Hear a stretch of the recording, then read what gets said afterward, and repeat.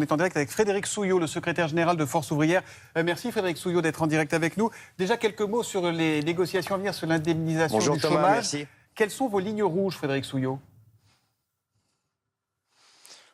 Nos lignes rouges sont toujours les mêmes. Faire croire qu'être au chômage ou RSA, c'est un vrai choix, ça n'en est pas un. Donc réduire les indemnités ou la durée, c'est mettre dans la précarité les gens qui ont déjà perdu leur emploi ou qui sont au RSA. Donc vous n'en voulez pas. L'autre sujet qui fait beaucoup parler depuis hier, ce sont les déclarations de Stanislas Guerini, ministre de la fonction publique, qui dit qu'il n'y a pas de tabou s'agissant du statut des fonctionnaires et de leur éventuel licenciement, la possibilité de renvoyer des fonctionnaires. Est-ce que ça, vous avez des tabous, vous, là-dessus? Est-ce que vous êtes comme Stanislas Guerini, prêt à parler de tout?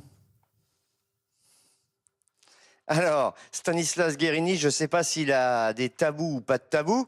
La seule chose que je sais, il présente une loi réforme de la fonction publique pour redonner de l'attractivité parce qu'il arrive plus à trouver tant de monde qu'il en faudrait pour la fonction publique. Et la première des choses qu'il met dans la presse, c'est fin de la sûreté de l'emploi et licenciement.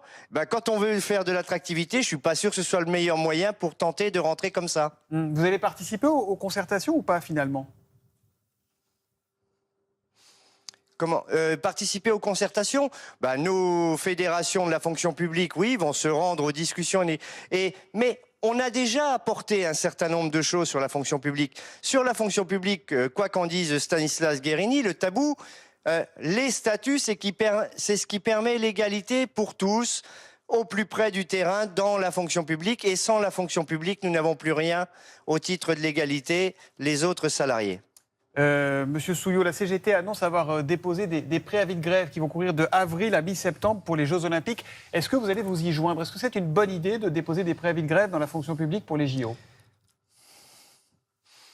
Alors, on a déposé des préavis de grève, nous, depuis le 19 mars jusqu'au 8 septembre. Donc, c'est la CGT qui doit nous rejoindre sur les préavis que nous avons déposés. Enfin, je ne sais pas qui tire le premier ou tire pas le premier.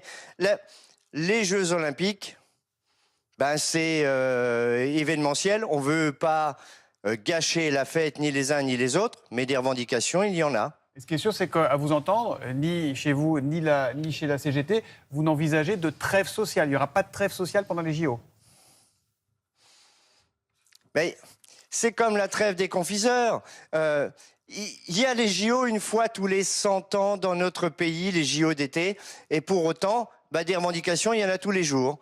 Donc, il n'y a pas de trêve pendant les JO. Mais vous savez, vous aviez les mêmes demandes au moment de la Coupe du Monde de rugby. Et la Coupe du Monde de rugby, préavis ou pas, elle s'est bien déroulée.